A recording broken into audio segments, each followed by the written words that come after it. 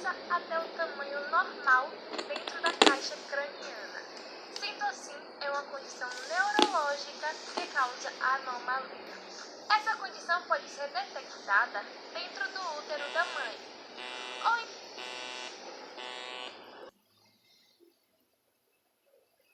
Cefalia é uma doença rara que impede que o cérebro cresça até o tamanho normal dentro da caixa craniana. Sendo assim, é uma condição neurológica que causa anomalia. Essa condição pode ser detectada dentro do útero da mãe, ou então logo após o nascimento do bebê, onde são realizados alguns exames. Ou então a criança pode desenvolver a doença após algumas semanas de vida. E é por causa da principal característica dessa doença, que é quando a criança apresenta um tamanho menor da cabeça, que a condição se chama microcefalia. Micro vem de pequeno e cefalia vem de cabeça, ou seja, pequena cabeça. E a cabeça da criança não desenvolve justamente pelo fato do cérebro não se desenvolver, ou seja, o mesmo não cresce até o tamanho normal para as crianças da mesma idade e sexo. E isso pode causar muitas complicações. E bom, não há dados que digam quando surgiu o primeiro caso de microcefalia na história, mas o primeiro caso relacionado à Zika surgiu há alguns anos atrás, mais precisamente no ano de 2015. A médica brasileira Adriana Mello, após colher o líquido amniótico de mães com bebês que já foram diagnosticados com a microcefalia, notou a presença do vírus da Zika no material. E por essa razão, o Ministério da Saúde publicou no dia 17 de novembro de 2015 que o vírus da Zika teria sim ligação com a causa da microcefalia. Só que quase ninguém sabia o que estava causando essa certa epidemia dessa condição, e por isso as gestantes já estavam ficando um pouco assustadas. E o motivo está justamente nesses dados estatísticos, que mostram que desde o início da investigação, que começou no e se estendeu até 2018, foram confirmados mais de 3.250 casos de microcefalia e 345 mortes decorrentes da mesma. E a região mais afetada é a região Nordeste, por um motivo meio simples: o clima, principalmente no verão, que favorece a proliferação do mosquito que vamos te apresentar já já. Antes de tudo, saiba que a microcefalia não é uma doença transmitida de pessoa para pessoa. Ou seja, se um colega seu tiver a doença, ele não irá passar para você. Mas existe uma situação que é chamada transmissão congênita. E o que seria isso? Bom, a transmissão congênita é quando a mãe, num período de gestação, transmite a doença para o feto. E no caso da microcefalia, existem vários fatores que podem levar a isso. São eles: gestantes que consomem bebidas alcoólicas, que fumam ou usam drogas, as mães que no período da gestação tiveram alguma doença infecciosa e as que apresentaram má formação da placenta, desnutrição materna e ser exposta a uma quantidade significativa de radiação. Ela pode ser associada também à genética, que acontece em crianças que possuem uma síndrome, como por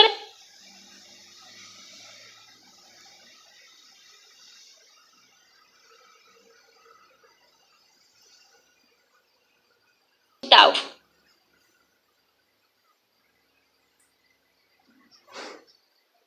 Nesse caso, a criança pode manifestar um caso mais grave da microcefalia. E tudo isso pode causar danos neurológicos, prejudicando o desenvolvimento do tamanho do seu cérebro enquanto ele ainda é um feto. Mas e no caso dos bebês que manifestam a microcefalia nos primeiros meses de vida? Bom, esses são os bebês que irão apresentar a microcefalia adquirida, que é a situação em que a criança irá apresentar os sinais e sequelas característicos da microcefalia somente nos primeiros meses de vida. E aqui não há muitos mistérios. As causas são as mesmas que citamos anteriormente. E existe uma grande discussão para tentar relacionar a microcefalia e a zika, que é transmitida pelo mosquito Aedes aegypti, que é quando a mãe adquire a doença no período de gestação, principalmente nos primeiros meses. Mas é importante frisar que se a gestante porventura adquirir a zika, não significa que o seu filho irá manifestar microcefalia, ou seja, não é uma sentença. E para você que pretende ser mãe no futuro ou já é gestante, mas teve a zika no passado, não existe nenhuma possibilidade de você passar para o seu bebê. Por isso, para você que será uma futura mãezona, se cuide por você e pelo seu bebê. Como essa não é uma doença que se adquire ao longo da vida, ou seja, quando você tiver 20, 30, 40 anos, não há uma forma de suspeitar se você terá ou não a microcefalia. Logo, essa doença não provoca sintomas como outras doenças que se adquirem em qualquer fase da vida. Até porque, normalmente, a microcefalia pode ser diagnosticada nos primeiros exames após o nascimento, quando se mede o perímetro cefálico, ou então quando o bebê ainda estiver no útero da sua mãe, através da ultrassonografia realizada no pré-natal. O sinal mais evidente dessa condição neurológica é o tamanho da cabeça. Geralmente, os portadores dessa doença nascem com um perímetro cefálico inferior a 33 centímetros. Isso, claro, quando comparado à cabeça de outras crianças da mesma idade e sexo. E infelizmente, como qualquer condição neurológica, a criança que nascer com a microcefalia terá que conviver com algumas complicações pelo resto da sua vida. Essas complicações são as seguintes: alterações neurológicas. O portador pode ter atraso nas funções motoras, ou seja, nos movimentos, e também atrasos na fala. Déficit intelectual, ou seja, a criança pode ter uma condição de inteligência e conjuntos de habilidades gerais da vida abaixo da média, mas não são todos os casos, até porque tem crianças com microcefalia que não apresentam dificuldades no aprendizado. O portador também pode ter dificuldades de coordenação e equilíbrio, ocorrer distorções faciais, episódios de epilepsia, hiperatividade, nanismo ou baixa estrutura. É muito difícil prever quais complicações a criança terá ao longo da vida. Pode ser todas essas listadas ou apenas algumas delas, pois a microcefalia possui níveis, ou seja, existem quadros mais leves que quase não causará complicações. Só que existem os quadros mais severos, que podem causar muitas complicações e, infelizmente, pode ser fatal. Por isso, é de extrema importância que o portador dessa condição tenha acompanhamento médico, para que os mesmos façam o possível para dar uma melhor qualidade de vida aos portadores. O direito nas rotinas do pré-natal da gestante.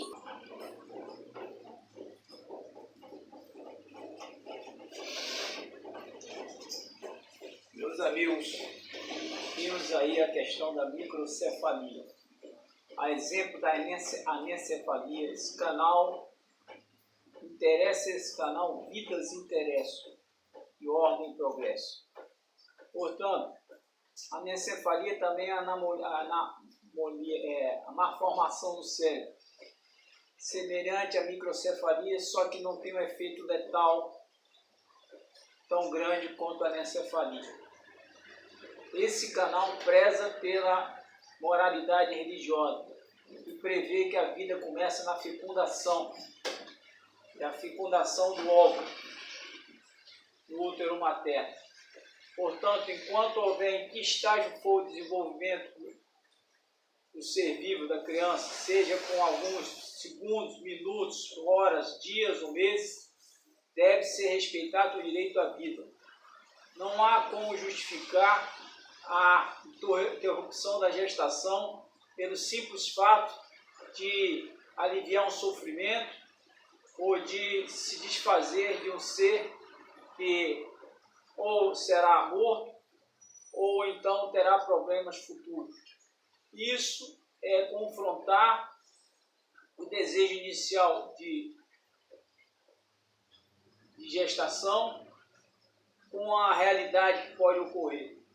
Isso vai contra os princípios religiosos, nada justifica a interrupção da gestação. Portanto, esse canal também é contra a interrupção da gestação no caso da anencefalia, no caso da microcefalia. E no caso da microcefalia também foi ajuizado por associações de defensores públicos do Distrito Federal uma ação direta de inconstitucionalidade chamada 5581, que foi analisado o pedido para que houvesse, diante da ineficácia do poder público de combater o vírus da Zika, de que houvesse pensão para as gestantes com bebê com microcefalia e também que não fosse a mãe que cometesse o aborto previsto no artigo 124, 126 do Código Penal, ou o autoaborto, ou pedir a alguém que fizesse o aborto, não fosse enquadrada criminalmente. E quanto a isso, nós temos um exemplo prático para explicar melhor em relação a essa atitude que muitas mães carentes tomam. Temos um caso clássico de uma trabalhadora que no interior do Nordeste brasileiro, já mãe de 7 filhos, todos menores de 6 anos, um deles portador de microcefalia, um dos 7 já era portador de microcefalia, descobre que está grávida pela 4ª vez. Não bastasse, Rita ainda descobre que o bebê também era portador de microcefalia. Desesperada, já vive abaixo da linha da pobreza, Rita percebe que não terá mais condições de sustentar e dá a atenção necessária a outra criança que vai nascer, razão pela qual pratica o aborto. Então, Rita agiu no exercício regular de um direito? Não. O que aconteceu? Rita, se o aborto tivesse praticado no caso de feto anencefalo, por exemplo, a mãe e o médico estariam diante de um exercício regular do direito previsto pelo Supremo Tribunal Federal, mas contrariando a moral religiosa e também a posição desse canal, que é contra a interrupção da gestação, que afastaria isso tudo da conduta. Agora, com o aborto foi praticado fora das condições legais. O melhor dispositivo a ser aplicado no caso é a exclusão da culpabilidade, inexigibilidade de conduta diversa. É uma causa superlegal não prevista em lei para excluir a culpabilidade do agente. Ele declarou o STF que abortou por motivo de fato com microcefalia não é causa de exclusão de culpabilidade. Então nós vimos que a microcefalia é uma malformação também do cérebro e que poderá trazer sequelas, mas não de forma letal como a anencefalia. Portanto, a posição desse canal é que vidas interessam. E vidas têm que ser assumidas, mesmo que tenham problemas que não tragam risco de vida para a mãe. Problemas que tragam mais problemas para a mãe para cuidar, mesmo que essa mãe seja carente de recursos. Se há uma falha do governo em não suprir as necessidades, ou então combater o vírus da Zika como deveria, compete então a reclamação através do poder público, do Ministério Público, até das associações de defensores públicos, e pressionar o governo para que haja um programa de erradicação da Zika, do vírus da dengue, o vírus da dengue e outros elementos saneadores, que devem ser aplicados pelo poder público. Portanto, esse canal aqui é contra a interrupção da gestação, seja qual for o motivo, anencefalia ou então microcefalia, a não ser que a mãe esteja em risco de vida por questão de estupro ou estão correndo risco de vida pela própria gestação. Essa posição do canal contra a interrupção da gestação, contra o aborto. Esse canal é contra o aborto.